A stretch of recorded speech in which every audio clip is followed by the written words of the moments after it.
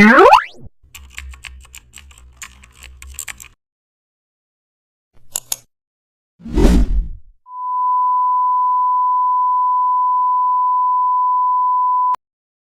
back to the channel. Don't forget to like, share and subscribe for more updates. Today we are explore an amazing topic of Photoshop, how to create Twitter engagement graphics using shapes.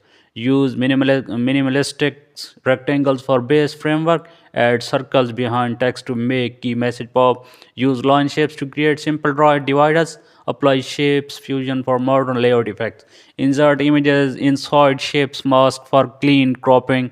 Use bold fonts for easy reading on Twitter timeline.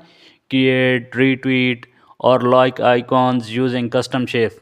Add a CTA shape button like read more. Use brand consistent color across all shapes. Balance negative space for simplicity. Add drop shadows for depth. Export the final image in Photoshop.